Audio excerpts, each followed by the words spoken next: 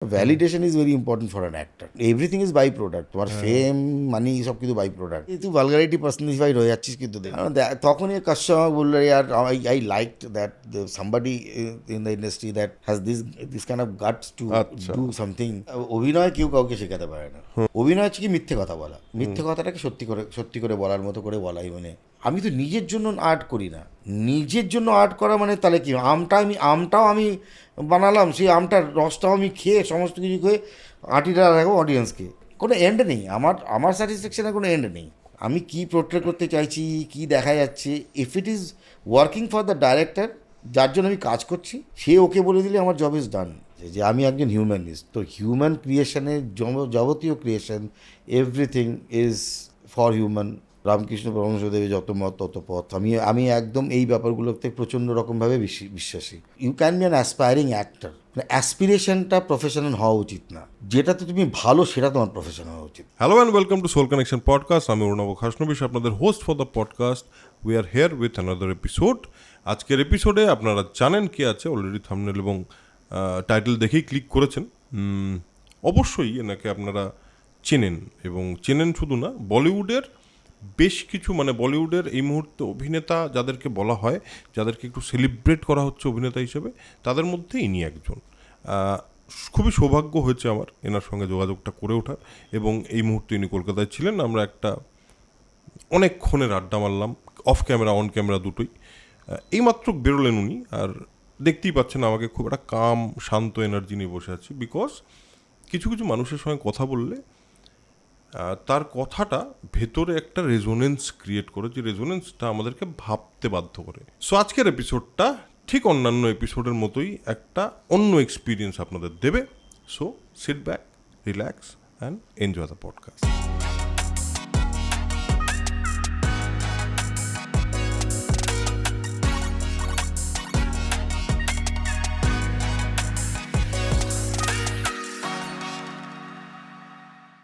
So আমাদের সঙ্গে আজকে আছে একজন অত্যন্ত স্পেশাল গেস্ট, যার অ্যাকচুয়ালি সেই অর্থে বলা যায় রিসেন্ট কাজের আমি ফ্যান।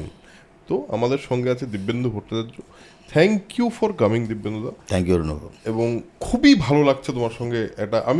আমি যবে থেকে পডকাস্টটা শুরু করেছি, অনেকে রিকোয়েস্টও করেছে তোমার নামের। এবার আমি বেশিরভাগ সময় মনে হচ্ছে তুমি বোধহয় বম্বেতেই আছো। তো ফাইনালি এটা হয়ে গেল, এবং thank you for coming. Thank you for inviting me to your podcast. Actually আমার তো মানে বম্বেতে তো আমি থাকি, আমার তো কর্মক্ষেত্র তো, এবং সেখানে একটা শেকড় গজিয়ে গেছে। হ্যাঁ, তার কারণ হচ্ছে কি আমার স্ত্রীও একজন অভিনেত্রী, তারপর আমার ছেলেমেয়েরাও বম্বেতে এখন সেটেল, মানে ওদের স্কুলিং সব কিছু।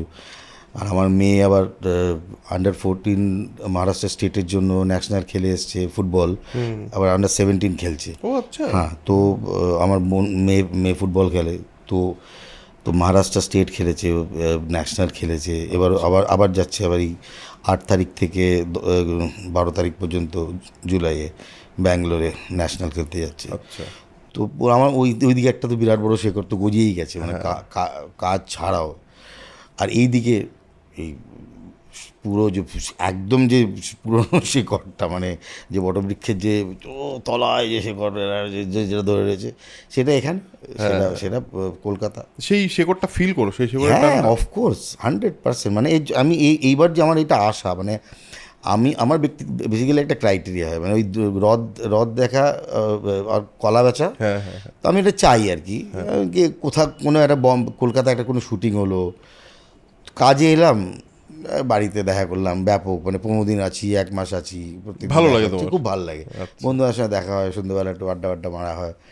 তো এই হ্রদ দেখা আর কলা বেচা হয় না যখন, তখন শুধু মানে এই হ্রদই দেখতে আসি আর কি। আচ্ছা আচ্ছা, বুঝেছি। এইবার কি কাজও আছে? এবার কাজ নেই, এবার কোনো কাজ নেই, একদম পুরো নিছক ল্যাদ, একদম পুরো ছুটি কাটানো, বাহ। বাবা আর বোনের সাথে টাইম স্পেন্ড করা। এমনি আছো কেমন বলো? আছি তো মানে ঠিকই, মানে always always always happy, always there in the mood and क्योंकि वो चलती का नाम गाड़ी है बेसिकली। तो चलती का नाम गाड़ी है, मतलब जब तक चल रहा है तब तक गाड़ी है, मतलब फुल ऑन।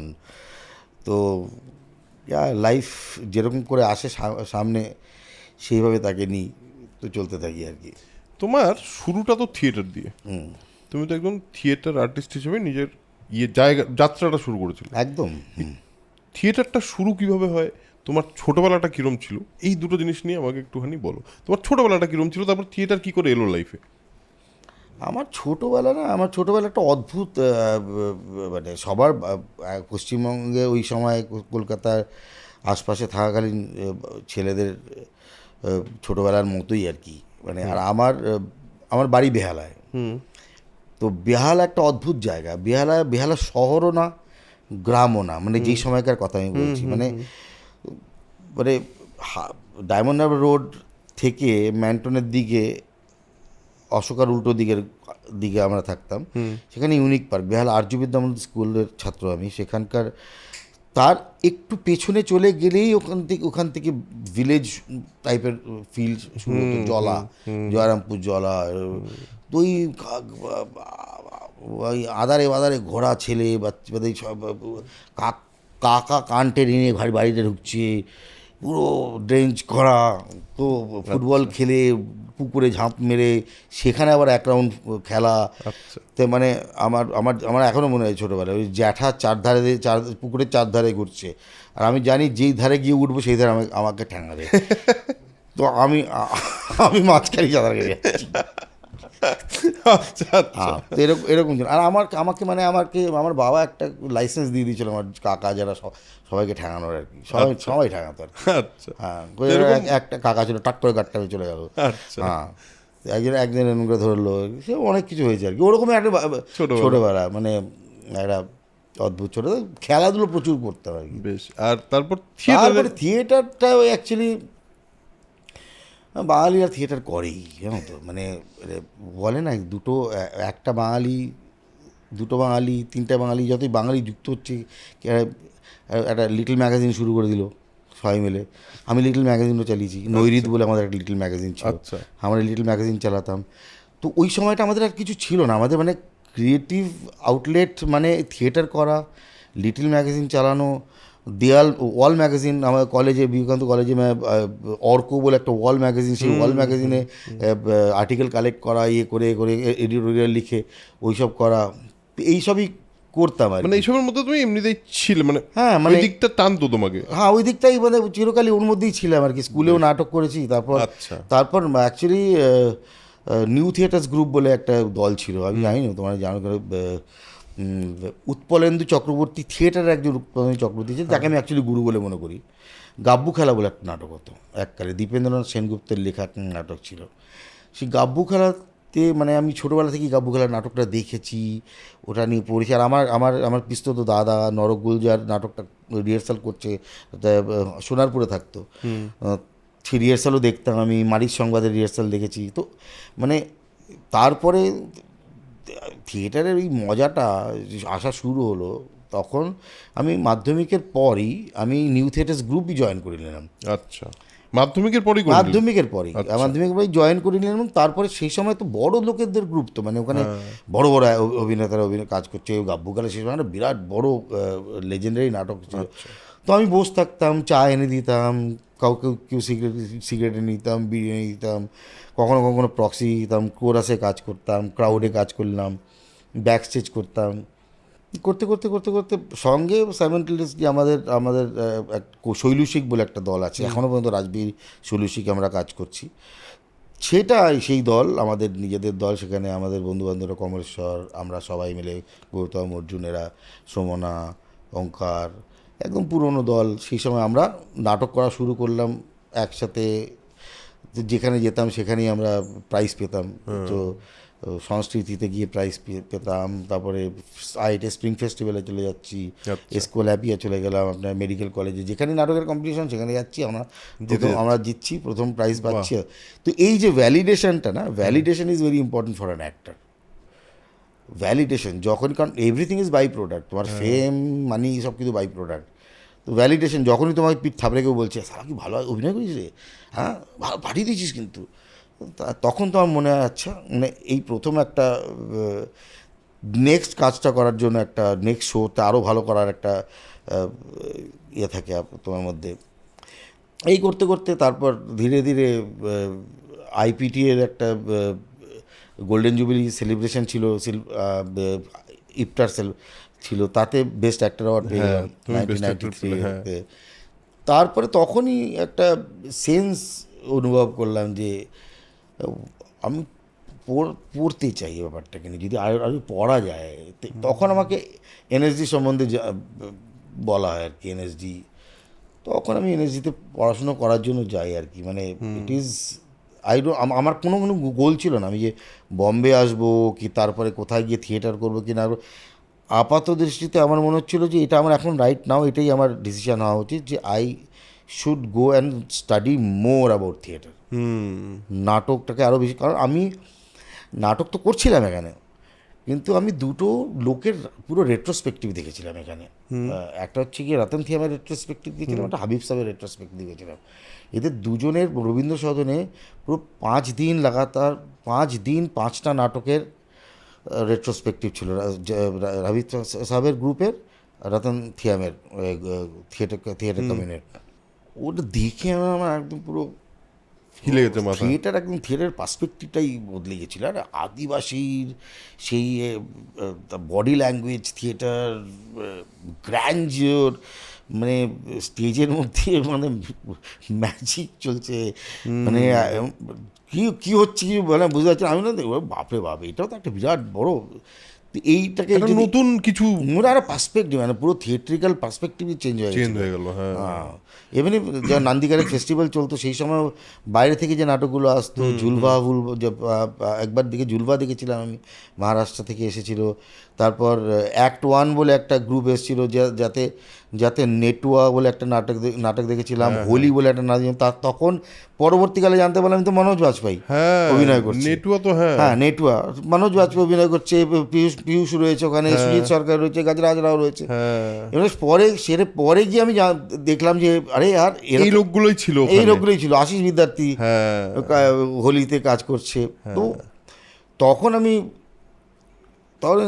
আমি এনএসডি সম্বন্ধে জানা শুরু করলাম যে এনএসডি, আরে এরা এনএসডি পাস আউট, তো এনএসডিতে গিয়ে পড়াশোনা করতে হবে, তো graduation must, post graduation diploma. তো গ্র্যাজুয়েশনটা করার পর তোমার কোথাও একটা মনে হলো যে নাটকের পৃথিবীটা আরো বড়, আমি পৃথিবীটা সম্পর্কে আরো বেশি জানতে চাই, আরো বেশি ঢুকতে চাই। আমি অনেক লোককে বলি যে আমি জীবনে প্রথম পড়াশোনাটাই আমি এনএসডিতে গিয়ে করেছি। এত বছর তো টাইম পাস করছিলাম, এত বছর তো পরীক্ষা পাস করার জন্য চলছে, পরীক্ষা কোনো মতো পরীক্ষা পাস করে যাচ্ছি, গ্র্যাজুয়েশনও পাস করে গেছি কোনো রকমভাবে। আর এক সময় গিয়ে গ্র্যাজুয়েশনে গিয়ে মনে হচ্ছে কমার্স কেন পড়ছি আমি। তারপরে মনে হয় আমাকে তো কেউ বলেছিল যে কমার্স সহজ বলে, কি যে সহজ কিছু। তারপরে ওই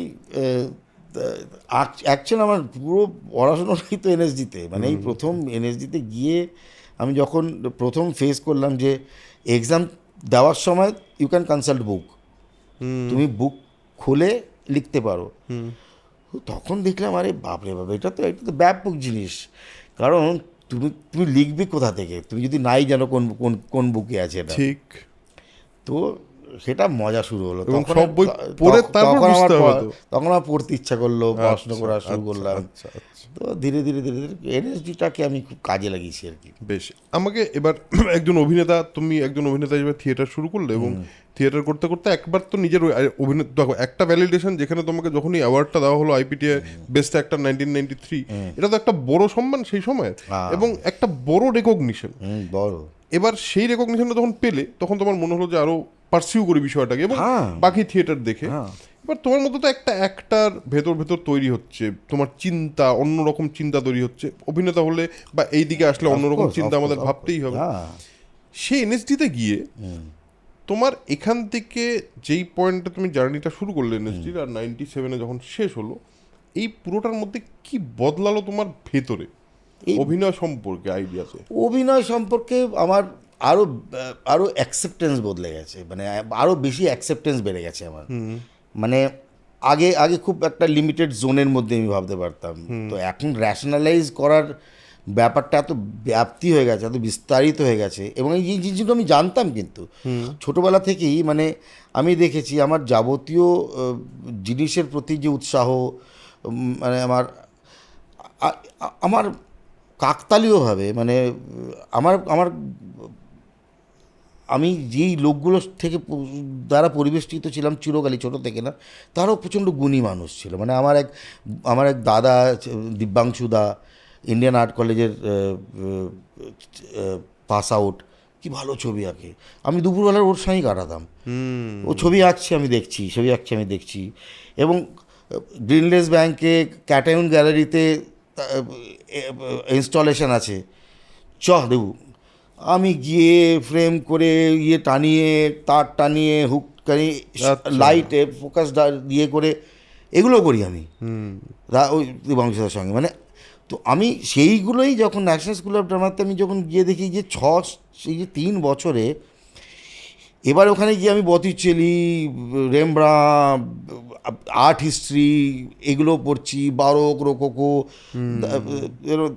সালভাদর দালি পড়ছি, তারপর থিয়েটারের হিস্ট্রি পড়ছি, তারপর সিনেমার পার্সপেক্টিভ আসছি।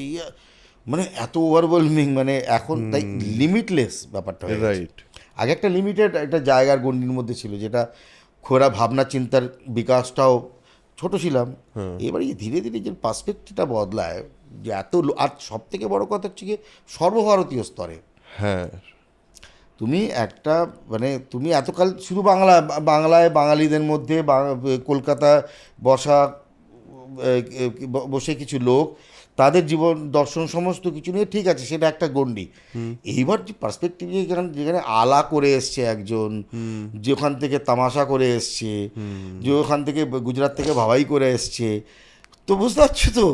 মানে আমি সকাল থেকে সন্ধ্যা পর্যন্ত এই লোকগুলোর মধ্যে, এই ছেলেমেয়েগুলোর মধ্যে ঘুরছি, এবং যে ওরিয়েন্টেশনে কি আলা গেয়ে দেখালো, ভাবাই গেয়ে দেখালো, আমিও বাউল গেয়ে দেখালাম, ফোক ফর্ম করে মানে এই মানে এতগুলো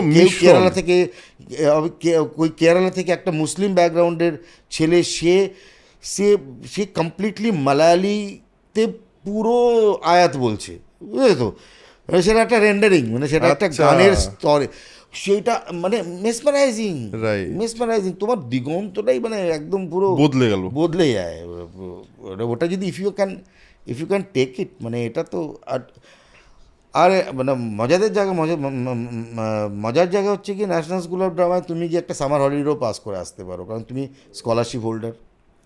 তোমাকে কেউ বেশি পুশও করবে না তোমার ক্লাস করানোর জন্য। অ্যাটেন্ডেন্স পরীক্ষাও ঠিক আছে, খুব লিনিয়েন্ট, কারণ এটা তো ওরকম মানে ডান্ডা নিয়ে বসে তোমাকে পড়াচ্ছে না, তো ওটাও হতে পারে। কিন্তু যদি করতে চাও, নাথিং লাইক ইট। এত ভালো কোর্স, এত বড় বড় লোক পড়াতে আসেন। I think too we are the last of the Mohicans, যে আমরা ওই লাস্ট অফ দ্য মহিকানসদের পেয়েছি, মানে যাদের যেই টিচারের কথা আমরা শুনতাম, পঞ্চানন পাঠক, মোহন উপ্রেতিজি, ভাস্কর চন্দ্রবারকর, क्या टीचर्स, देव दादा, लाइटिंग में बहुत मतलब it's like all the gem, মানে সব ক্রিম যারা মানে HV Sharma, theatre architecture, Subba Rao, yoga and all. So it's like ওই পুরো জেনারেশনটাই চলে গেছে একদম। তোমার ব্যাচমেটসের মধ্যে কে কে ছিল? মানে আমার ব্যাচমেটদের মধ্যে কলকাতায় জয়া আছে, জয়াশীল, বিক্রম স্ত্রী, আর রাজপাল যাদব আছে, Rajeev Kumar, I don't know you know it not, Sunita Rajwar একটা মেয়ে যে আজকাল খুব ভালো অভিনয় করছে, মেঘনা মালিক আছে, অনেক প্রচুর, মনোজ গোয়েল, মনোহরলাল তেলি, দৌলতরাম বৈদ, বাংলাদেশ থেকে অসীম, ডিব্রুগড় থেকে রবিজিতা। তোমরা হোস্টেলে শয়তানি করতাম? মানে আমি বললাম না, আমি তো তোমার যা ছোটবেলা শুনলাম যে আমি প্রচুর ঝামেলা পারে ঠ্যাঙাবে বলে দাঁড়িয়ে আছে বলে মাঝখানে সাঁতার কেটে যাচ্ছ, তাহলে তো নিশ্চয়ই আমি প্রচুর মানে আমি বলে পারবো না। আমি প্রচুর যা ইচ্ছা তাই করতাম। মানে আমি একজন ঘুমোচ্ছে, ঘুমোচ্ছে, একটু চিড়ে খাইয়ে দিলাম, রাত্রে প্রচণ্ড খিদে পেয়েছি, চিড়ে দিলাম, কাঁচতে উঠলো, আমার পেছনে দৌড়চ্ছে। পুরো ক্যাম্পাস পুরো জুড়ে ক্যাম্পাস মানে পুরো বয়েজ hostel হোস্টেল জুড়ে, হ্যাঁ। প্রচুর করেছি। আমি বাথরুমের মধ্যে একবার একটা শকুন এসে বসে আছে, আমার আরেক বন্ধুর কম্বল নিয়ে ওকে ধরে বাইরে ছেড়ে দিয়েছি, তার কম্বলটা ভাঁজ করে রেখে দিয়েছি। সে রাত্রিবেলা চিল্লা, আমার কম্বল থেকে এরকম গন্ধ বেরোচ্ছে কেন? যে वॉचमैन करतार भाई ওকে বলেছি রে, এই দেবু ভাই ने गेट पकड़ा था, চেয়ে পেছনে দৌড়াচ্ছে তো। मेरे कम्बल से गेट पकड़ा है तू। আচ্ছা, তোমার এই কলকাতা থেকে যখন গেলে, এই যে মাল্টি কালচারাল হ্যাঁ একদম ব্রো। অন্যই একটা পৃথিবী, ওটা যখন তোমার কাছে আসলো, তোমার এই ভাষার, বাঙালিদের তো আমাদের হিন্দিতে একটা তো সমস্যা থাকে হিন্দি বলতে, তোমার এই তাং ভাষার, মাত করো। হ্যাঁ তাং মাত করো, একদম। এই যে তোমার ভাষার যে কমফর্টটা তৈরি হলো, এটা প্রথমেই তৈরি হয়েছিল নাকি আস্তে আস্তে তুমি থাকতে থাকতে থাকতে থাকতে হয়েছে? আস্তে আস্তে, মানে আমি হিন্দি সিনেমা খুব দেখতাম, বাংলা সিনেমার মতোই প্রচুর প্রচুর হিন্দি সিনেমা দেখতাম।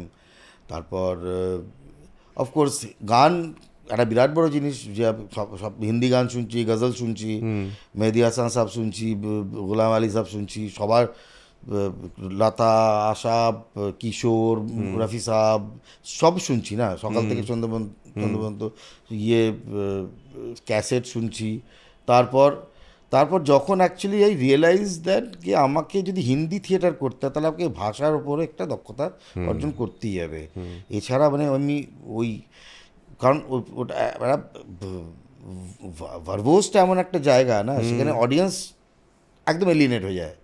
মানে তুমি যদি ভুল হিন্দি বলা শুরু করো, আর তখন ওই একটা জায়গায় জার্ক যদি চলে আসে অডিয়েন্সের মাথায়, তখন ও এলিনেট হয়ে যায়, Disconnect করে দেয় তোমার সঙ্গে। তো ওটা তো বিরাট, ওটা তো ক্রাইম হয়ে যাবে না, ওটা তো আমাদের ঘাতক তোমার একজন অভিনেতার ক্ষেত্রে।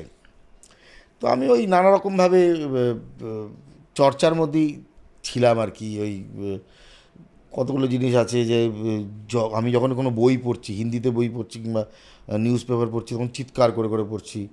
প্রচুর সময় লোকজন আমার খিস্তি দিত, গালাগালি করতো, ঘুমোতে দে, সকালবেলা শুরু হয়েছে।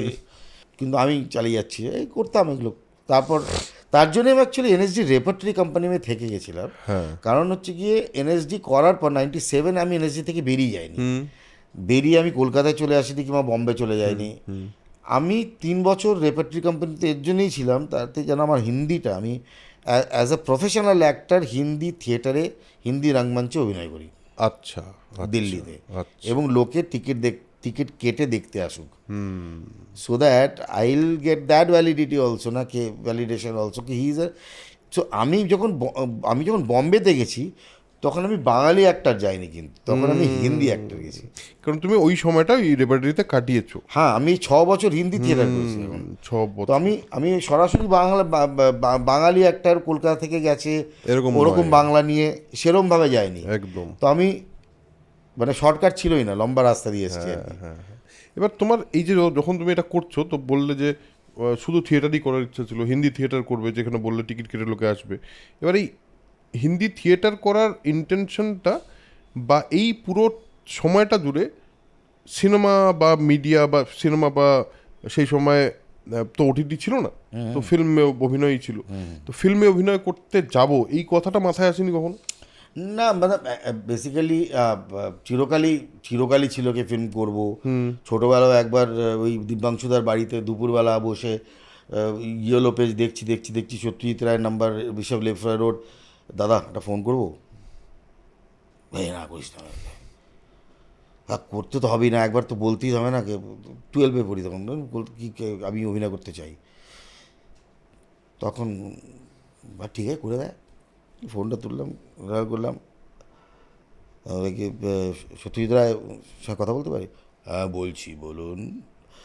তারপর ফোন রেখে দিচ্ছি।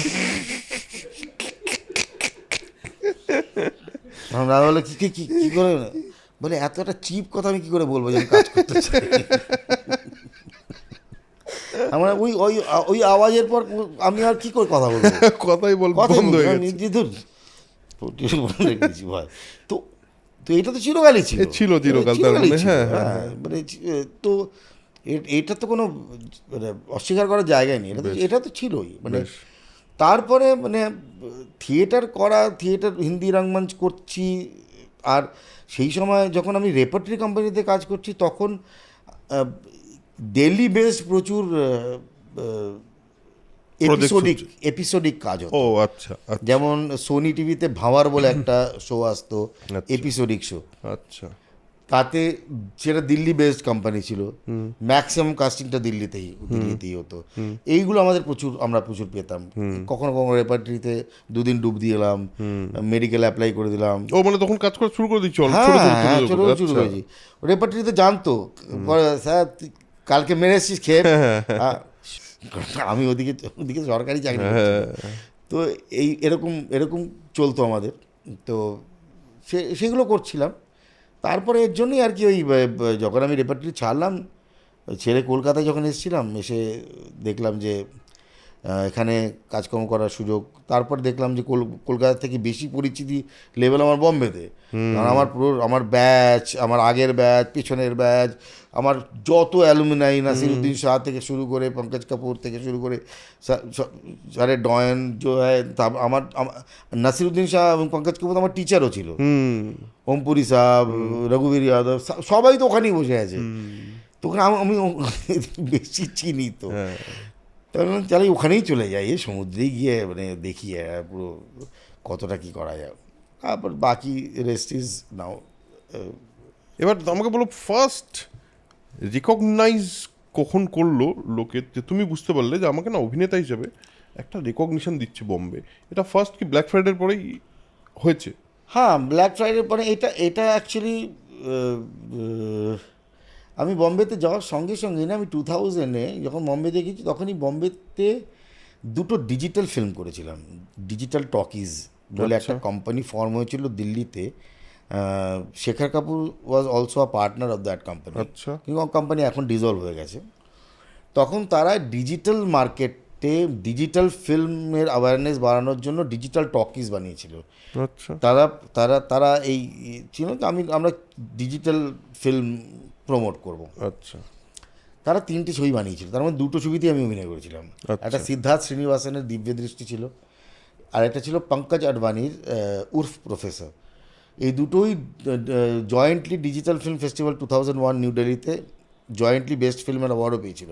আচ্ছা কিন্তু 2টো ছবি ব্যান হয়ে গেছিলো। ও হ্যাঁ, তার কারণ হচ্ছে কি 2টো ছবি ব্যান হয়ে গেছিলো।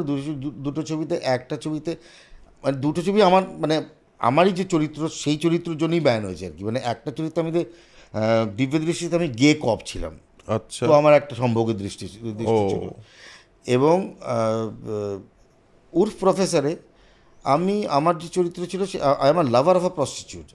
ও তো সেখানেও আমার একটা লাভ মেকিং সিন ছিল, যেই লাভ মেকিং চলাকালীন আমাকে খুন করা হয়। ও ইট ওয়াজ দ্যাট গ্রাফিক্যাল অলসো। গরি, It's not gory. It's But very graphical. funny. It's very graphical. It's a comedy film. আচ্ছা আচ্ছা And Pankaj Advani, Professor, you must watch the film. It's a very very good film. You will get it in YouTube. আচ্ছা পাওয়া যায়। Pankaj Advani is যে পরে সংকট city বলে একটা ছবি বানিয়েছিল। হ্যাঁ দেখে যে সিনেমাটা খুব ইন্টারেস্টিং। Pankaj died sadly. আচ্ছা। He's a FTA guy. He died, but he's a very talented. Siddharth Srinivasan. সিদ্ধার্থের সঙ্গে আমি পরে একটা ছবি করেছিলাম যে সোল অফ স্যান্ড, যেটা 2010 অফিসিয়াল সিলেকশন টরন্টো ফিল্ম ফেস্টিভ্যালে ছিল। আমার ছবি। তারপর টিফে ছিল, তারপর রটারডামে ছিল, হুবার্ট ওয়ালস ফাউন্ডেশনের ছবি ছিল ওটা। তো দুজনেই খুব ট্যালেন্টেড ডিরেক্টর, কিন্তু দুটো ছবি ব্যান হয়েছিল। আমি দুটো ছবি ওই আমারই আর কি। তুমি মানে অলমোস্ট মানে ওখানে কি মানে খুবই গুরুত্বপূর্ণ চরিত্র নিশ্চয়ই ছিল। হ্যাঁ, মানে দিব্য দৃষ্টি আমি মেন লিড ছিলাম।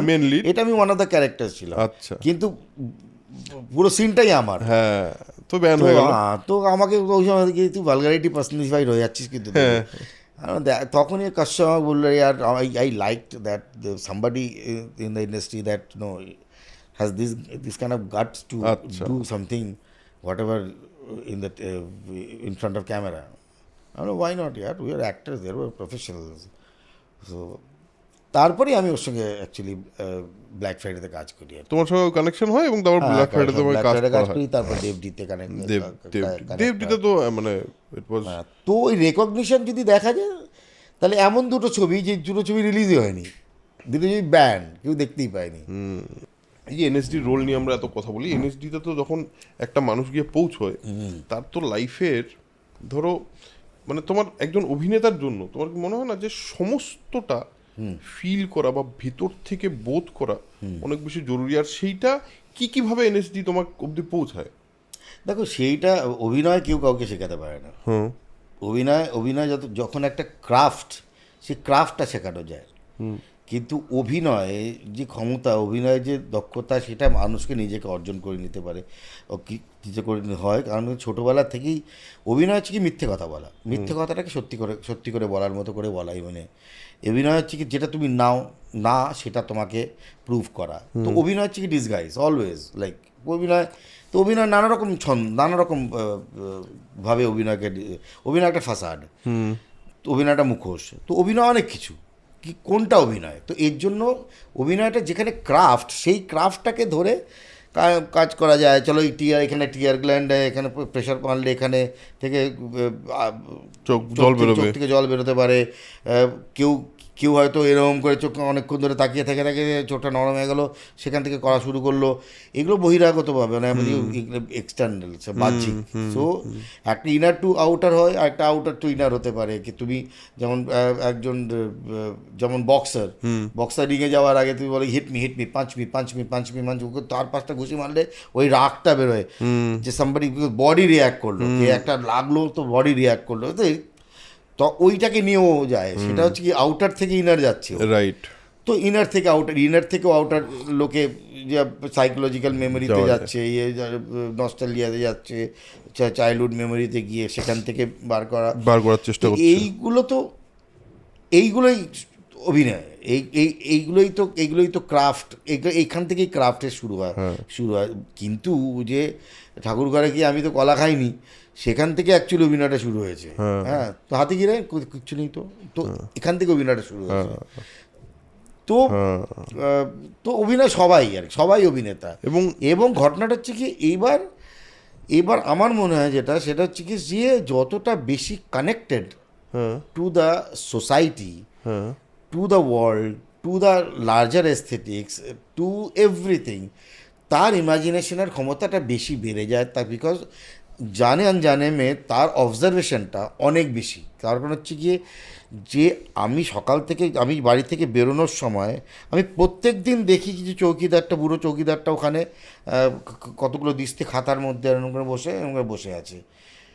আমি হার্ডলি ওকে দেখি এবং সে কথা বলি। আমার ও যেন ও একটা অদৃশ্য ফিগার, মানে ওর সঙ্গে আমি কখনো কনফ্রন্ট করি না, ওকে আমি কখনো দেখি না। কিন্তু আমি যদি সত্যিকারের যাওয়া আসার সময় যদি ওকে কখনো দেখি, ওর সঙ্গে একটু দু মিনিট দাঁড়িয়ে যদি কথা বলি, এবং আমি যদি একজন অভিনেতা হিসেবে মাছের বাজারে গিয়ে একটু দরদামও করি, এই যে রিয়াকশানগুলো, দৈনন্দিন রিয়াকশান, যে কানেকশানগুলো, সেই কানেকশানগুলোই তো তোমার ভেতরে ইমাজিনেশন তৈরি করে। সেই কানেকশনগুলোই তো তোমার সাবকনশিয়াস মাইন্ডে গিয়ে কোথাও না কোথাও বসে যায়। তুমি আন্ডারস্ট্যান্ড, একটা চরিত্র শুনলেই সরাসরি বলতে পারে, আরে আমি তো দেখেছি চরিত্রটা, আমি চিনি একে। তুমি যখন চিনতে পারছো, তখনই তুমি অডিয়েন্সের সঙ্গে অটোমেটিক্যালি কানেক্ট করতে পারছো। তার কারণ হচ্ছে কি, তোমার you are on the same page with the audience. মানে তোমার কথাটাকে যদি আমি একটা জিনিস যদি মানে কি বলবো, একটা লাইন হিসেবে নিতে হয়, তুমি যদি তাকে চিনতে পারো তাহলেই তুমি অডিয়েন্সকে চেনাতে পারবে। এক্স্যাক্টলি। নাহলে কি করে আইডেন্টিফিকেশনটা হবে কোথা থেকে? নাহলে তো সব এলিস ইন ওয়ান্ডারল্যান্ড হয়ে যাবে। একজন অভিনেতা হিসেবে একটা তো নিজের সঙ্গেও কনভারসেশন চলে, যে আমি যেটা করছি সেটা বাইরে থেকে কিভাবে দেখা হচ্ছে, বা বাইরের লোকজন সেটাকে কিভাবে পারসিভ করছে, সেটা তো তোমার, সেটার জন্য তো ভ্যালিডেশন দরকার। কিন্তু একজন অভিনেতার কি সেলফ ভ্যালিডেশনের প্রয়োজন আছে? আমার তো মনে হয় অভিনয়ের একটা ভ্যালিডেশনের বিরাট বড় প্রয়োজন আছে। কারণ আমি করছিটা কি, আমি কেন করছি? If I end of the day, if I don't that claps, আমি যেখানে গিয়ে একটা ক্রেসেন্ডোতে একটা ডায়লগ বলে ছেড়ে দিলাম, স্পট আমার ওপর রয়েছে, অডিয়েন্স সাইলেন্সে রয়েছে। আমি জানি যে অডিয়েন্সকে এই সময় সাইলেন্স হওয়ার দরকার, অডিয়েন্স এই সময় সাইলেন্স থাকবে। অডিয়েন্স ওখানে যদি হাততালি দেয় হঠাৎ করে, তখন আমি হয়তো ডিস্টার্ব হয়ে যেতে পারি, কারণ এখানে তো হাততালি দেওয়ার কথা ছিল না। আরেকটা জায়গায় অডিয়েন্স যখন বললো যে অনেক সাইলেন্স, তুমি জানো সেখানে হাততালি আসে, সেখানে যদি না আসে তুমি ডিস্টার্ব হয়ে যাও। কেন ডিস্টার্ব হও? বিকজ করছোটা কার জন্য? আমি তো নিজের জন্য আর্ট করি না। নিজের জন্য আর্ট করা মানে তাহলে কি, আমটাও আমি বানালাম, সেই আমটার রসটাও আমি খেয়ে সমস্ত কিছু খেয়ে আঁটিটা রাখবো অডিয়েন্সকে। মানে আমার তো কাজ হচ্ছে কি রস নিষ্পত্তি করা। আমার তো একটা আমটাকে তোমাকে স্টেজে আমি দেখিয়ে দেবো, এটা আম, এটা পাকা আম, ভালো আম, কি ভালো গন্ধ বেরোচ্ছে, সেইটা যদি আমি পরিষ্কার করে তোমাকে বোঝাতে পারি তখন তোমার মুখে জল আসবে। ঠিক। তো that is the theory of রস নিষ্পত্তি। মানে তুমি ভাবের সঞ্চার করো, রসটা তো তুমি নাও না, রসটা তো অডিয়েন্স নেয়। আচ্ছা। তুমি যদি রসটাকে নিয়ে বসে থাকো তো তুমি তো সেলফ সাফিসিয়েন্ট, খেয়ে দিয়ে হজম করে একদম পুরো মাংস ভাত খেয়ে আর কি পেট ভর্তি। ऑडियंस भाड़ में जाए, ऑडियंस को अच्छा लगा या नहीं लगा, मैं तो रस ले लिया। কিন্তু এটাই ভ্যালিডেশন বলছো তুমি, এই ভ্যালিডেশনটা বারবার ওইটা তো অ্যাক্টার্সের একটা ভ্যানিটি, ওই ভ্যানিটির মধ্যে ঢুকলেই তো মুশকিল হয়ে যাবে। ভ্যানিটি বলতে মানে ভ্যানিটি মানে যে আমি সব আমি ব্রহ্মাস্মি, মানে অ্যাক্টার যখন এটা মনে করা শুরু করে যে আমি খেলাচ্ছি সবাইকে নিয়ে, তো আমার না, আমি যেটা করেছি সেটাই সব থেকে ভালো। এন্ড অফ দ্য ডে তুমি জানো না যে কোনটা কীভাবে কাজ করছে। তুমি এর জন্য বলছি না যে গ্রোথ, মানে বারবারে একটা গ্রোথ, মানে এই একটাই কাজ আজ থেকে 15 বছর আগে আমার করা কাজ আজকে দেখলে আমার জুবিনাইল বলে মনে হয়। কারণ আমার তো মেন্টাল গ্রোথটা হয়ে গেছে, আমি তো আজকে ওর থেকে একটা নতুন পার্সপেক্টিভও দেখতে পাচ্ছি। তো এর জন্য ইটস নেভার এন্ডিং প্রসেস। স্যাটিসফ্যাকশনের লেভেলটাই তো হওয়া উচিত না। মানে তোমার নিজের এই সেলফ ডাউটটা মানে এই যে ভেতরে every day I don't see the monitor. আচ্ছা, আই ডোন্ট সি মনিটর। আমার যত ডিরেক্টর সবাইকে জিজ্ঞেস করে, আমাকে জোর করে ডেকে এনে একবার দেখ না, শটটা দেখ না, সবাই মানে क्या देखूँ बता ना, अब मत दिखा यार मेरे को, यार नहीं मत दिखा, तो ओके लगा ना, हाँ ओके चल মুভ অন। তারপর হচ্ছে কি এর কোনো এন্ড নেই, আমার স্যাটিসফ্যাকশনের কোনো এন্ড নেই। আমি কি পোর্ট্রে করতে চাইছি, কি দেখা যাচ্ছে, if it is working for the director যার জন্য আমি কাজ করছি, সে ওকে বলে দিলে আমার জব ইজ ডান। এটা কি যে কোনো অভিনেতার একটা ভেতরে চলতেই থাকে কন্টিনিউয়াসলি যে আমি যেটা করছি সেটা ঠিক কিনা। গলা শুকোয়, প্রথম দিন শুটিংয়ে গিয়ে বারে বাথরুমে যাই, একদম পুরো নিজেকে ঠিক করার চেষ্টা করি, যেটা চিরকাল। মানে আমি যখন রেগুলার শো করতাম, তো একটা এমন টাইমও গেছে না রেপার্টরি কোম্পানিতে থাকাকালীন প্রত্যেক দিন শো করতাম আমরা। আর কখনো দিনে 3টে শো, morning show, matinee show, evening show, 3টে ডিফারেন্ট নাটক, 3টে ডিফারেন্ট নাটকে 3 আমি মেন লিড। বাপরে! তো এরকমও টাইম গেছে, মানে ওই লেভেলে তৈরি হয়েছে। হল সারাদিনের জন্য নামা, কামানি অডিটোরিয়াম, মাঝখানে গ্যালারির মধ্যে ঠান্ডা শুয়ে পড়তাম 1-1.5 ঘন্টা, তারপর আবার বাথরুমে যেতাম, বাথরুমে যাওয়ার পর ফ্রেশ হয়ে আবার মেকআপ করে নাটক করতাম, নাটক করার পর আবার রেস্ট নিতাম, আবার শুয়ে পড়তাম, এই করে 3টে নাটক করে বাড়ি চলে যেতাম। এরকম তো চিরকাল করে এসেছি। তাও প্রত্যেকটা শোয়ের আগে একটা ওই ভেতরে একটা টেনশন। হ্যাঁ অফকোর্স, মানে তারপর once you are in, then it's you don't remember anything. তখন আহম ব্রহ্মামি, তখন মনে হয় যে I am the creator and everything is happening. একজন অভিনেতার মধ্যে এটা দেখো অদ্ভুত ডাইকোটমি, একটা অদ্ভুত কনফ্লিক্ট মনে হয় আমার, যেটা আমার মনে হয় যে কোনো যারা এই ধরনের জিনিস পারসিউ করে, আর্ট পারসিউ করে, তাদের প্রত্যেকের মধ্যেই হয় বোধ হয়। একটা হলো যে আমার মধ্যে এত ক্ষমতা আছে যে আমি এই মুহূর্তে থিয়েটারে হলে 2000 দর্শককে একসাথে এক পয়েন্টে আমার দিকে তাকিয়ে থাকতে বাধ্য করতে পারবো, এবং সিনেমায় হলে যখন আমি স্ক্রিনে আসবো আমার যে চরিত্রটা আছে সেটা এতটাই সত্যি হবে যে মানুষ আমার সঙ্গে কানেক্ট করে নেবে। এবার এইটা মানে তো এটার মধ্যে তো একটা প্রচণ্ড কনফিডেন্স দরকার এটা ভাবার জন্য।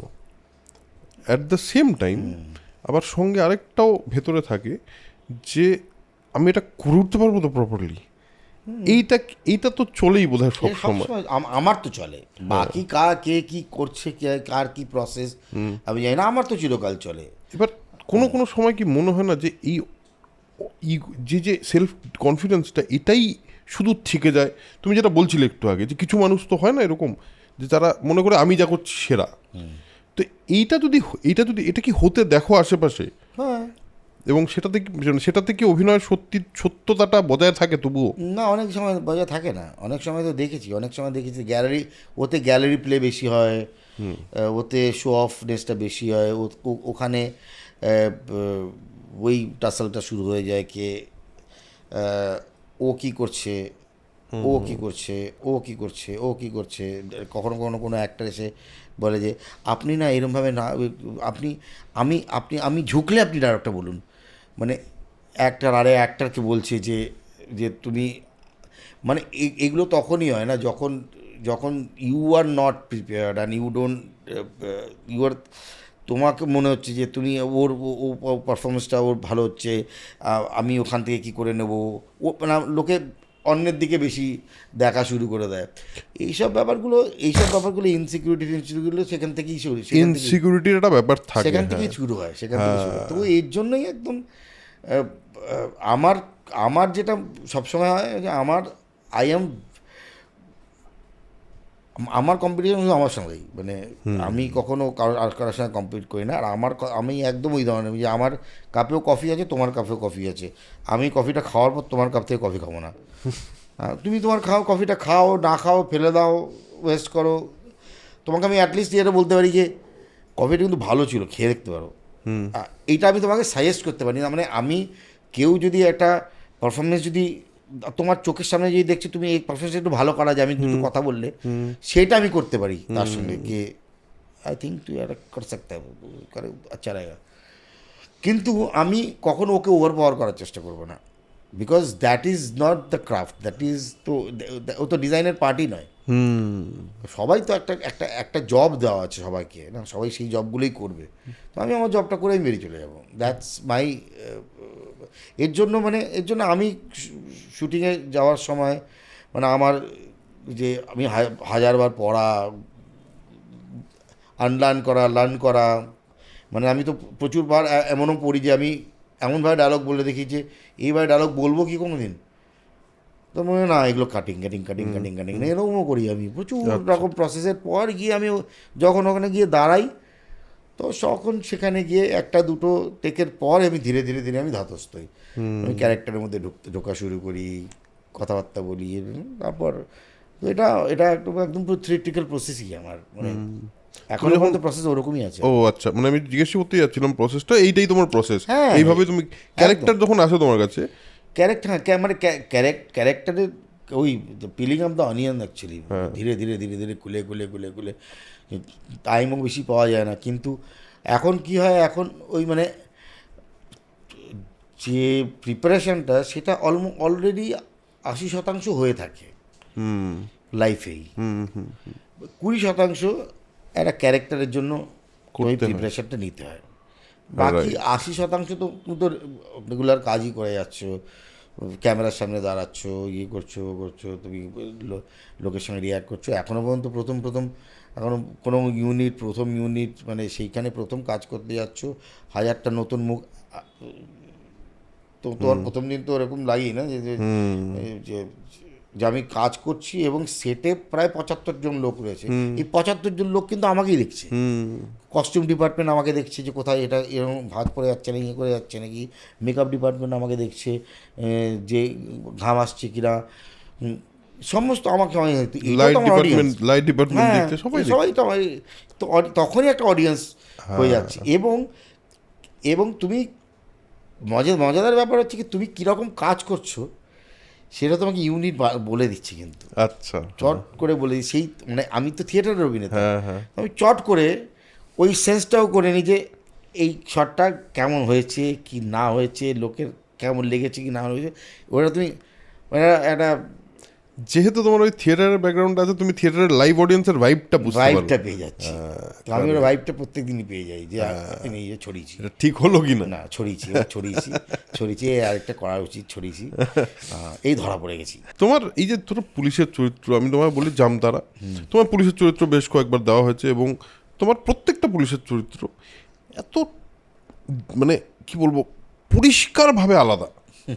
হ্যাঁ, আমি অফকোর্স এটাই করার চেষ্টা করি। হ্যাঁ, এবং মানে আমি বলছি তোমার জামতারার ইন্সপেক্টর, তার যা ক্যারেক্টার এবং ডিএসপির ক্যারেক্টার আলাদা মানলাম, কিন্তু ওই ডিএসপির মধ্যে যে একটা আলাদা পার্সপেক্টিভ এনে তো তুমি, ডিএসপির ক্যারেক্টারটাই একটা অদ্ভুত ক্যারেক্টার হয়ে গেছে এবং লোকে প্রচন্ড ভালোবেসেছে ক্যারেক্টারটাকে, প্রচন্ড জনপ্রিয় চরিত্র, প্রচন্ড জনপ্রিয় চরিত্র। এই যে এই ডিফারেন্সটা তুমি যখন ক্যারেক্টারটা পাও, তুমি কি প্রথমেই ভাবো যে আমি না এইভাবে অ্যাপ্রোচ করে দেখি এই ক্যারেক্টারটাকে? না না না, ক্যারেক্টার যখন আমার সামনে আসে তখনই আমি বুঝতে পারি যে কে তো বুঝতে পারি মানে কি, মানে এটা তো অন্য লোক একটা। হ্যাঁ হ্যাঁ, তো সেই লোকটাকে তো ধরতে হবে, এটা তো অন্য লোক একটা, মানে দুজনই খাকি রং পরে আছে, তার মানে দুজনে একই লোক, দুটো তো নয়। মায়ের পেটে দুটো ভাই আলাদা আলাদা বিহেভ করে, একদম এক মায়ের পেটে এক জায়গায় দুটো যমজ ভাইয়ের পার্সপেক্টিভই ডিফারেন্ট হয়ে যায়। তো সেই জায়গাগুলো তো ধরতে হবে, এগুলো তো এইগুলো তো বেসিক। দেখলে এইগুলো বেসিক, মানে এইগুলো প্রচণ্ড রকমভাবে এইগুলো নিয়ে কথাবার্তা বললেই মানে প্রচুর সেরিব্রাল জায়গায় চলে যাবে। তো ওই জায়গায় গিয়ে তার লাভ নেই, ওই ফ্রয়েড চলে আসবে, সাইকো অ্যানালাইসিস চলে আসবে, ওইটা আলাদা ব্যাপার। আলাদা আমি বলছি যে একটা এই যে চরিত্রটাকে তুমি এইভাবে অ্যাপ্রোচ করলে, ধরো আমি বলছি চরিত্রটা তো লেখা হয়েছে একভাবে, একটা লেখক একভাবে চরিত্রটা লিখেছে, আর রাইটারের পরে আসে ডিরেক্টর, বা ডিরেক্টর রাইটার এক হলে তো ঠিক আছে, ডিরেক্টরের একটা পার্সপেক্টিভ, রাইটারের একটা পার্সপেক্টিভ, তারপর একজন অভিনেতার পার্সপেক্টিভ আসে, যেটা সবচেয়ে ইম্পর্টেন্ট পার্সপেক্টিভ বলে আমার মনে হয়, আমি অ্যাজ এ ফিল্ম মেকার আমার মনে হয়, কারণ ওইটা হলো লাইফটা, প্রাণটা দেবে ওই জিনিসটাতে। এবার তোমার এই প্রসেসটাতে তুমি ওই ক্যারেক্টারটাকে চেনার প্রসেসটা, ক্যারেক্টারটা ঠিক কীরকম, ক্যারেক্টারটাকে আমি ঠিক কীভাবে অ্যাপ্রোচ করবো, এইটাতে কী কী জিনিস তুমি? আমি আমার অ্যাপ্রোচ থেকে বেশি বড় অ্যাপ্রোচটা হচ্ছে কি, আমি ডিরেক্টরকে সবসময় জিজ্ঞেস করি যে তোমার অ্যাপ্রোচ কি, how you are looking at the character, তুমি এই ক্যারেক্টারটা কীভাবে দেখছো। তো আমি ডায়লগ বলার সময় আমি ওর কাছে গিয়ে জিজ্ঞেস করি যে শুন এইটা হচ্ছে সিন, তো একবার আমরা একটা ব্লকিং করি, একটা টেক করি, রিহার্সাল করি,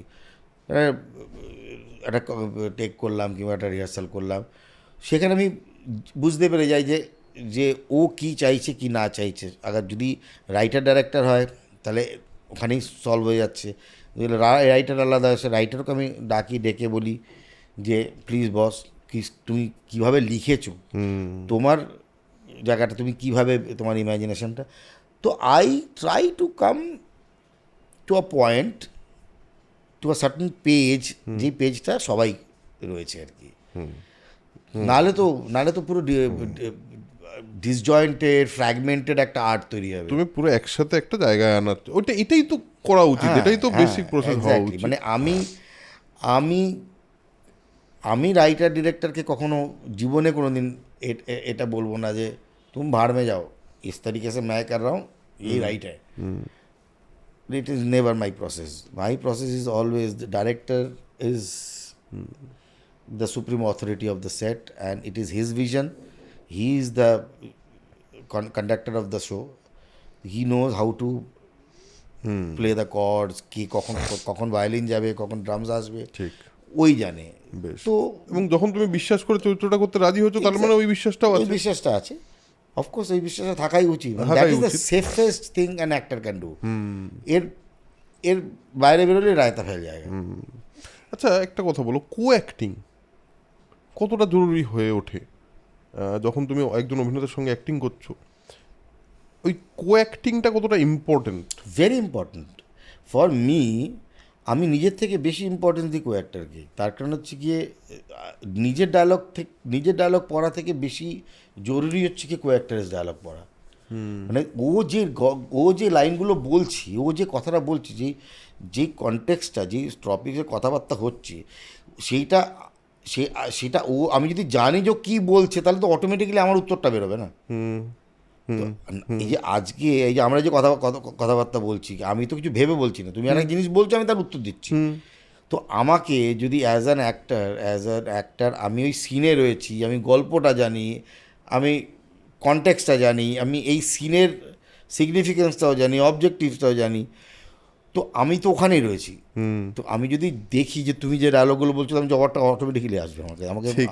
আমাকে আলাদা করে মুখস্থও করতে হবে না। সো দ্যাটস ওয়াই মতলব আমি যখনই মুখস্থ করি তখন জিস্ট মুখস্থ করি আচ্ছা, কি আমি কি বলছি না বলছি। তো আমি এই ব্যাপারে অনেক প্রচণ্ড থিয়েটারের জামানেও খুব প্রচণ্ড বদনাম ছিলাম আর কি। তুমি ইম্প্রোভাইজ করো তুমি হ্যাঁ প্রচুর। প্রচুর, মানে আমাকে আমার এই শৈলী শিখিরি, আমার এই গৌতম, আমার এই কমর্শিয়াল মশা সবাই জানে যে আমার একটা নাটক করতাম আমরা, 45 মিনিটের নাটক 1 ঘন্টা 15 মিনিট হয়েছে। এবং সেটা ইম্প্রোভাইজ করে করে হয়ে গেছিল। হ্যাঁ, উইংস থেকে বলতে গলা টিপে মেরে, গলা টিপে মেরে চুপ, আর বলবি না, আর বলবি না। আর লোক হাসছে, আমি আমি আমি মেরে যাচ্ছি, লোক হাসছে, আমি মেরে যাচ্ছি। এখনো করো তুমি ইম্প্রোভাইজেশন? আমি এখন তারপর এনএসজিতে আমার ব্যাচের ছেলে সোজা डिरेक्टर सर टीचर की बोल के सर इसके साथ काम नहीं कर सकता सर, ये लाइन क्यों ही नहीं देता यार। तो मैं क्यों दे रहा हूँ ना तेरे को, मतलब क्यों का मतलब क्या है? क्यों का मतलब ये है कि तेरे को मालूम होना चाहिए कि मैं क्या बोल रहा हूँ इधर। ये थोड़ी ना कि मैं आखिर में जाके हाँ तेरा तो फिर क्या, तो ऐसे थोड़ी ना बार बार बोलूँगा यार, पागल हूँ मैं, दिमाग ख़राब है मेरा। मैं तो रियल लाइफ में तेरे को क्यों दे रहा हूँ ना, मतलब Right. You should understand. तो यार तूने वो नहीं बोला, वो लाइन नहीं बोला, वो लाइन मैं बोलूँगा ही नहीं वो लाइन। ও আচ্ছা, সবসময় তোমার এটা ছিল? हाँ सब समय मैं बोलूँगा ही नहीं यार, तुम रियलिटी में जाना, तू नेचुरलिज्म में जा, तू कहाँ लाइन के पीछे पड़ा हुआ है कि तूने तेरा नहीं बोला। अबे तेरी ऐसी तैसी। তো এইগুলো তো আমার মানে এই ব্যাপারটাই আমার চিরকাল মানে একটা কথা মানে বলো। বানানো যে একটা ব্যাপার, যে হ্যাঁ, ডিজাইন হ্যাঁ, করে হ্যাঁ, অভিনয়টা করা, ডিজাইন নিয়ে যাওয়া, ঘর থেকে ভেবে এসেছি যে আজকে এইভাবে করবো অভিনয়টা। I never did that in my life. তো এই কারণেই কি তোমার মানে তোমার অভিনয় দেখে তোমার কথাগুলোকে এত মানে তার মধ্যে কি তার মানে ইম্প্রোভাইজেশনের পার্ট একটা খুব গুরুত্বপূর্ণ পার্ট না প্লে না, করে এটা তোমার? ইম্প্রোভাইজেশন না, মানে আমি ফালতু ইম্প্রোভাইজেশন করি না, মানে নিজের ক্যারেক্টারটাকে বড় করার জন্য ইম্প্রোভাইজেশন না, আমি সিচুয়েশনাল ইম্প্রোভাইজ করি, মানে যে ক্যারেক্টারটা এই সময় কী করতে পারে, মানে হয়তো মানে বলতে নার্ভাস ক্যারেক্টার কফিটা খেতে গিয়ে পড়ে গেল, ঠাক করে পড়ে গেল, তো আমি এগুলো করে দিই আর কি। আচ্ছা, হ্যাঁ, মানে ক্যারেক্টারের সঙ্গে যা যা দরকার করে তো নাও। সেক্ষেত্রে গিয়ে হয়তো কে বলো পা সরিয়ে নিল, বলে কি क्या कर रहे हो यार, সরি थोड़ा गिर गया। তো এই যে জিনিসগুলো চলছে, এটা ক্যারেক্টার সিচুয়েশনের, মানে you have to when you live through a character then you have to, সেই কারণেই এত রিয়েলিটি তৈরি হয়। মানে মাইন্ড অ্যান্ড বডি সিনক্রোনাইজেশন ওখানেই আছি আমি, ব্যাগেজ নিয়ে চললে মুশকিল আছে, ডিজাইনড না মানে ব্যাপারটা। তুমি বম্বেতে খুব প্রমিনেন্টলি বম্বেতে কাজ করছো অনেক দিন হয়ে গেল, তার মাঝখানে তুমি বাংলাতেও কাজ করেছো। এই দুটো জায়গায় কাজ করার মেজর ডিফারেন্সেস কী পেয়েছো তুমি? মানে আমি বলছি এরকম না যে আপনি ওইখানে কাজ করে কীরকম লাগলো এখানে, এটা বলছি না, ডিফারেন্স অফ ওয়ার্ক প্রসেসে তুমি কী কী ডিফারেন্স পেয়েছো এবং তাতে কী সুবিধা কী অসুবিধা হয়েছে তোমার দুটো জায়গায় কাজ করতে? সেরকম কিছু না, আমি সবথেকে ক্রিয়েটিভ প্রসেসে কোনো ডিফারেন্স পাওয়া যায় না, কারণ ক্রিয়েটিভ প্রসেস এমন একটা পার্সোনাল প্রসেস যেটার একটা সবার একটা পয়েন্ট অফ ভিউ থাকে, সবাই এক এক রকমভাবে কাজ করে। তো ডিরেক্টর থেকে ডিরেক্টর ভ্যারি করে, প্রোডাকশন হাউসও ভ্যারি করে, কখনো কোনো প্রজেক্টের বাজেটের হিসেবেও প্রোডাকশন ভ্যারি করে, মানে তার ওয়ার্কিং এক্সপিরিয়েন্সও ভ্যারি করে। কখনো তুমি মানে একটা ছবি প্রোডাকশনের কনসেন্টের জন্য 12 দিনে শ্যুট করছো, 11 দিনে শ্যুট করছো, তার একটা প্রেশার, সেখানে একটা অন্যরকম ইয়ে থাকে। আর তুমি সেখানেই তুমি ধরো 30 দিন 35 দিন একটা শুটিং করছো, একটা স্প্যানে সময় পাচ্ছ ডেভেলপ করার জন্য, তার একটা ডিফারেন্স। তো এরকম এইগুলোই হচ্ছে ডিফারেন্সেস, এর থেকে বেশি কোনো এর থেকে বেশি কোনো ডিফারেন্সেস নেই। মানে সেটা কলকাতায় আমি যতটা কাজ করছি, কলকাতায় আমার কাজ খুবই সীমাবদ্ধ, মানে খুবই কম কাজ। সিরিজ করেছিলাম কলকাতায়, সেরকমই মানে কলকাতায় প্রচণ্ড রকমের ফাস্ট কাজ, একটা বম্বে তো ওখানেও প্রচণ্ড ফাস্ট কাজ হয়, কিন্তু ওখানে একটা যেমন প্রচারে একটা আগের থেকে একটা শিডিউল আছে, মানে আজকের দিনে এই চারটে সিনই হবে আর কি, এটাকে জমিয়ে হবে আর কি টাইপস। কিন্তু ওখানে একটা টাইম লিমিট তো থাকেই, সে তো থাকেই, সব জায়গায় সব জায়গায় টাইম লিমিট, কারণ যত টাইম যাবে টাকাও বাড়বে। এক্স্যাক্টলি, বিকজ টাইম ম্যানেজমেন্ট তো আছেই একটা, টাইম ইজ মানি। তো বাকি তো ক্রিয়েটিভ তো এভরিওয়্যার, ক্রিয়েটিভ লোক তো ক্রিয়েটিভ লোকই হয়, মানে সে তো মুম্বাইতে বম্বে মেইন স্ট্রিম ফিল্ম ইন্ডাস্ট্রিতে তুমি গিয়ে দেখো এত বাঙালি টেকনিশিয়ানস, এত লোকে কাজ করছে, তো ক্রিয়েটিভিটি তো ক্রিয়েটিভ দিক দিয়ে কোনো ডিফারেন্স পাও? কোনো ডিফারেন্স নেই, কোনো ডিফারেন্স নেই।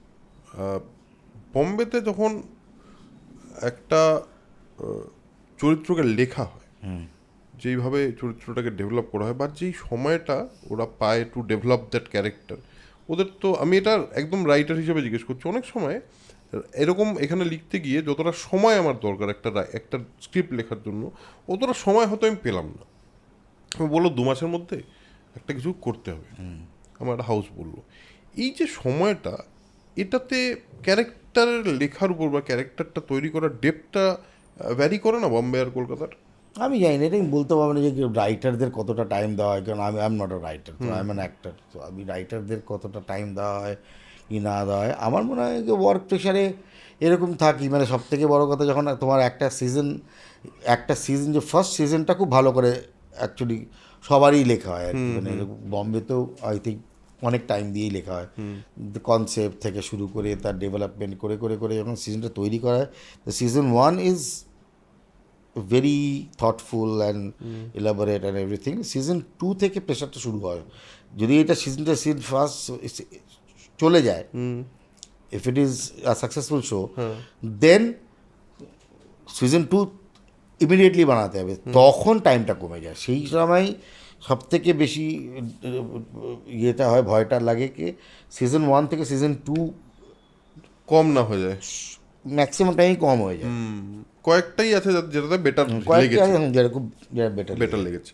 একটা কথা বলো, সেটা হলো যে এই এখন যে সিস্টেমে, মানে তুমি যেরকমভাবে যেভাবে কাস্টেড হচ্ছ, যেরকম চরিত্র তোমাকে দেওয়া হচ্ছে বম্বেতে, যেই ধরনের চরিত্র তুমি করছো, যেই চরিত্রগুলোকে মানুষ ভালোবাসছে,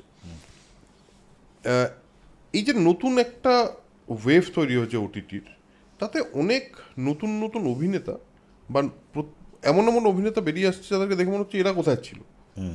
বম্বের ওভারঅল স্টার সিস্টেমটা এখন কীরকম, এবং সেটা মানে তোমাকে এই যে ক্যারেক্টার আর্টিস্ট বলা হতো একটা পয়েন্টে, তো খুব ক্যারেক্টার আর্টিস্ট বলা হতো, আজকাল ক্যারেক্টার আর্টিস্ট বলা হচ্ছে না, আজকাল অ্যাক্টার্স বলা হচ্ছে। ক্যারেক্টার আর্টিস্ট মানে আমি চিরকাল, মানে ক্যারেক্টার তো সবার মধ্যেই ক্যারেক্টার আছে, হিরোর মধ্যেও একটা ক্যারেক্টার আছে, হিরোইনের মধ্যে একটা ক্যারেক্টার আছে, সবার মধ্যেই ক্যারেক্টার আছে।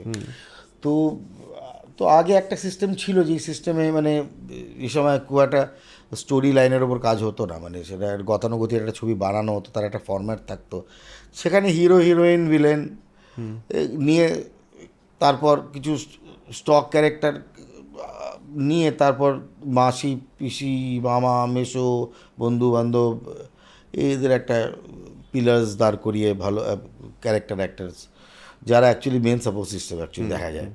তো সেইটা তো এখন গেছে, এখন কন্টেন্ট এত বেশি অ্যাকসেপ্টেবল হয়ে গেছে, তো কন্টেন্ট এর মধ্যে মানে এখন যে মেন প্রোটাগনিস্ট তারও একটা বিরাট বড় সে he is the main character of the film, তো তার মধ্যে অনেক বেশি ন্যাচারালিস্টিক হয়ে গেছে লেখাটা, অনেক বেশি রাইটার্সদের, কারণ এই ওটিটি আসার পর থেকে তো আরও বেশি হয়ে গেছে, এটা রাইটার্সদের একটু বেশি গুরুত্ব দেওয়া হচ্ছে, লেখার জন্য সময়ও বেশি দেওয়া হচ্ছে, তো আর প্লট থেকে সাবপ্লটে যাওয়ার সুযোগ আছে, হ্যাঁ, যেহেতু লং ফরম্যাট, যেমন ধরো তুমি যদি জামতারা একটা সিনেমা হতো, তাহলে তোমার ক্যারেক্টারটা কি এতটা সময় পেতো? না, পেতো না, হয়তো অফকোর্স পেতো না। তোমার নিজের চরিত্রের যে ধরো নিজের পার্সোনাল যে কনফ্লিক্ট বলো, পার্সোনাল প্রত্যেকের মানুষের মধ্যে থাকে, তোমার চরিত্রের যখন তুমি চরিত্র তৈরি করো, তখন তো তার নিজস্ব একটা মেন্টাল স্পেস হয়, মানে চরিত্রের নিজস্ব মেন্টাল স্পেস হয়, এবার তুমি দুটোই তো তোমার মধ্যে আছে, তখন তো তোমার চরিত্রটা তোমার সঙ্গে কন্টিনিউয়াসলি ঘুরছে। এইটা কোনোদিন নিজের পার্সোনাল লাইফে কোথাও কোনো চরিত্র অসুবিধায় ফেলেছে তোমাকে? না না, তুমি এটা আলাদা রাখতে পারো? একদম একদম, আমি ওখানেই ছেড়ে দিয়ে চলে আসি। ও আচ্ছা। জামা কাপড় ছাড়ি, ক্যারেক্টার চলে যায় একদম পুরো। আমরা অনেকটাই তোমার অ্যাক্টিং এবং তোমার প্রসেস অফ অ্যাক্টিং, তোমার লাইফ দেখা, অনেক কিছু নিয়েই কথা বললাম। একটা জিনিস নিয়ে আমি দেখি বম্বের প্রচুর অভিনেতার, আমি ইন্টারভিউ দেখি বা কথা শুনি যখন, বা তাদের সঙ্গে যদি কথা বলার সুযোগ হয়েছে কখনো, অনেকেই অভিনয়ের মধ্যে একটা ডিভাইন কানেকশনের কথা বলে, বা আর্টের সঙ্গে একটা ডিভাইন কানেকশনের কথা বলে, যে একটা কোথাও এটা বোধহয় ঐশ্বরিক কিছু, এটা কোথায় ম্যাজিক্যাল কিছু, এই রকম কথা বলে, অনেকেই বলে এই নিয়ে। তো নিজের তোমার স্পিরিচুয়ালিটি তোমার অভিনয়কে কিভাবে এফেক্ট করে, বা তুমি যে তোমার ভেতরের যে বা আরেকটু স্পেসিফিক্যালি জিজ্ঞেস করতে গেলে, তুমি কি এই ধারণাটাকে বিশ্বাস করো, বা এই ধারণাটা সম্পর্কে তোমার কি বিশ্বাস? আমি নিজে প্রচণ্ড স্পিরিচুয়াল লোক, মানে আমি একদম, আমি আমার মন্দির দেখলেও মাথা নত হয়, আমার দরগা দেখলেও মাথা নত হয়, আমার চার্চ দেখলেও করতে ইচ্ছা করে এবং করি অফকোর্স। তো আমার একটা অদ্ভুত রকমের ফিলোসফি আছে যে আমি একজন হিউম্যানিস্ট। তো হিউম্যান ক্রিয়েশনের যাবতীয় creation, everything is for human. Ramakrishna পরমহংসদেবের যত মত তত পথ, আমি একদম এই ব্যাপারগুলোতে প্রচণ্ড রকমভাবে বিশ্বাসী। তো আমি এই ফিলোসফিটাকে নিয়ে পড়াশুনো করি, সুফিজম নিয়েও অনেক পড়াশুনো করেছি। তো যেটা আমি চিরকালই বলি যে, কারণ because of this the land is so beautiful. Bharatvarsha, যেখান থেকে বুদ্ধিজম থেকে শুরু করে জাইনিজম, সেখানে শিখিজম, তবে সনাতন ধর্ম, এখানে ক্রিশ্চিয়ানিটির যে ফ্লো, মানে পার্সিরা ইরান থেকে চলে এসে বম্বেতে, গুজরাতে জামনগরে এত থাকা, আরেকটা সম্প্রদায় তৈরি, যারা ওয়াই এইগুলো কেন হয়েছে, মানে আমাদের চারপাশে আমার চারপাশে কেন হয়েছে? আমার মনে হয় এই ল্যান্ডের একটা বিরাট বড় স্পিরিচুয়ালিটি আছে। এই স্পিরিচুয়াল ল্যান্ড মধ্যে আমার মনে হয় সবাই স্পিরিচুয়াল, কারণ somehow everybody is connected because of this land self. So আমার একটা নিজস্ব ফিলোসফি আছে এই ব্যাপারটাকে নিয়ে। সেটা তোমার অভিনয়ে এফেক্ট করে, বা সেই জিনিসটা সেটা আমাকে প্রচণ্ড রকমভাবে শান্ত করে। সেটা আমাকে প্রচণ্ড রকমভাবে একটা জিনিস বোঝায় যে don't give too much of importance to your self. তো আমি আমার নিজেকে এত বেশি ইম্পর্টেন্স দিই না। বেশি ইম্পর্টেন্স দিলেই মুশকিল আছে। তো যেটা আমার কাজ, যেটা আমার ক্রাফট, যেটা আমি সিদ্ধার্থ যেটাকে বলে অনেস্টিকে সাথ, সেই কাজটা আমি করি এবং ডাইরেক্টর ওকে বলে, আমি স্যাটিসফাই হয়ে যাই। মানে that is the very very very professional, and although it is cerebral, the process can be cerebral, but যে কানেকশানটা সেটা একদম বাই হার্ট।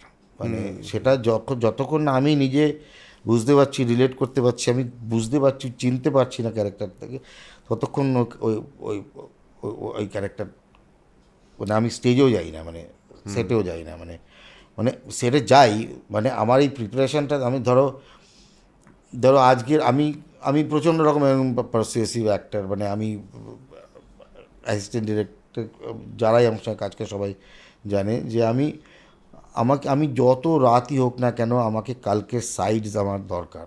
আচ্ছা, মানে তোরা যত রাতে আসিস না কেন, সাইড আমার দরজা দিয়ে এরকম করে গলিয়ে দিয়ে চলে যাবি অ্যাটলিস্ট। তার কারণ হচ্ছে কি, আমি একবার শোয়ার আগে ওটাকে পরেই শুই, সোদা, হ্যাঁ, আমি ওটাকে নিয়েই শুই। তাই আমার জার্নিটাই শুরু হয়ে যায়। এর জন্যই আমি যখন আমার কাজটা শেষ হয়ে যায়, তখন আমি ওটাকে ওখানেই ছেড়ে দিয়ে চলে আসি। মানে আহারে অভিনয়, জামা কাপড় ছেড়ে তখন আবার তুমি দিব্যেন্দু হয়ে যাও। হ্যাঁ, আমি আর তুমি বলছো যে তোমার এই শান্তিটা বা তোমার শান্ত থাকাটা খুব জরুরি তোমার এই জিনিসটা করার জন্য। ভেরি সিম্পল লাইফ লিড করা খুব জরুরি, আর নিজেকে বেশি ইম্পর্টেন্স দেওয়ার কোনো দরকার নেই। It's a free flow life and everything I believe that it's, so I don't know, it's always there. এবং यकून फायाकून फायाकून फायाकून, जब कहीं पे कुछ नहीं था वही था वही था वही था। तो even every philosophy in Sanatan Dharma also, like in Islam and Christianity, and so everybody there is some power that which is actually এবং সেই পাওয়ারটার উপর তোমার একটা সারেন্ডার আছে। করে দিতে হবে এবং সেটা তোমার আমার আছে। ওখান থেকেই তুমি শান্তিটা পাও। হ্যাঁ, আমার আছে ওটা, আমি এবং তুমি ওই সারেন্ডারটা করলে কি ওই ম্যাজিকের উপর বিশ্বাসটা আর একটু বাড়ে বা ম্যাজিকটা হওয়ার সম্ভাবনা বাড়ে?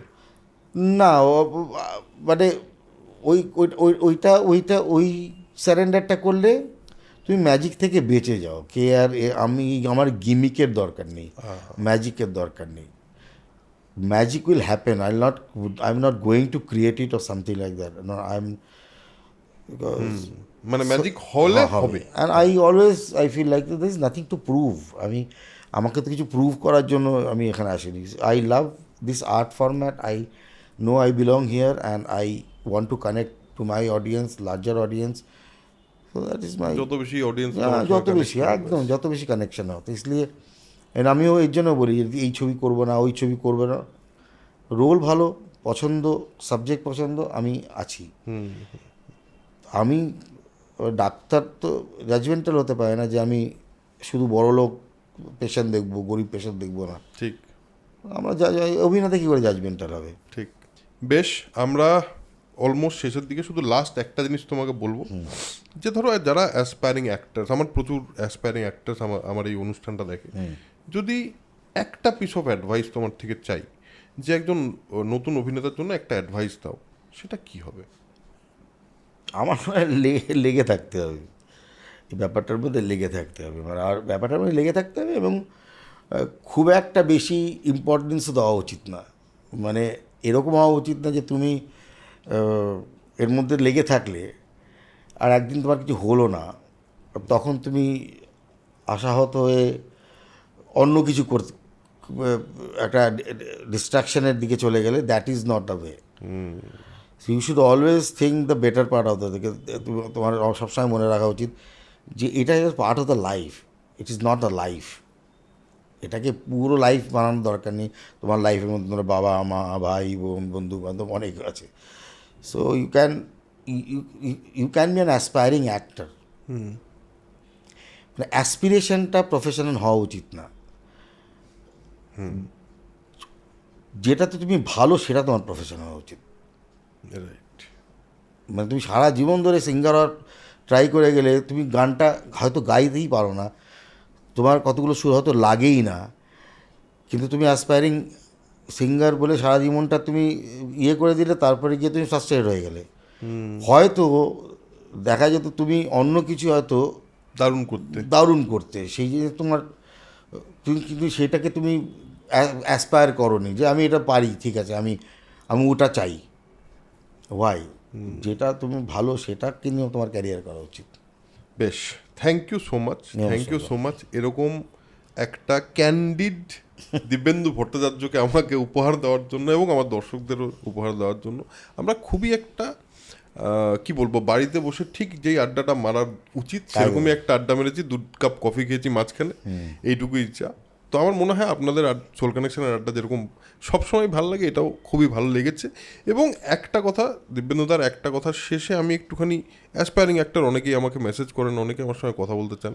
আমি যদি একটা কথা বলি, যেটা দিব্যেন্দুদা বললো খুব ইম্পর্ট্যান্ট কথা, ট্রাই টু আইডেন্টিফাই যে তোমার মধ্যে সত্যি কি অভিনয় আছে, সত্যি কি অভিনয় করে অনেক কিছু হয়ে যাবে। আর বাকি যে দিব্যেন্দুদা কথাগুলো বললো সেগুলো মাথার মধ্যে একটু ভালো করে ঢুকিয়ে নিও, কারণ এমন একজন অথরিটিশিপ জায়গা থেকে বলছেন যার অভিনয়ের আমরা প্রত্যেকেই ভক্ত। সো আজকের এপিসোড এখানেই শেষ করছি, দেখা হচ্ছে পরের এপিসোডে। তার আগে যেটা আমি সবসময় বলি সেটা হলো spread positivity, spread knowledge, because knowledge is power, positivity is everything. So আজকের জন্য টাটা, দেখা হচ্ছে পরের এপিসোডে।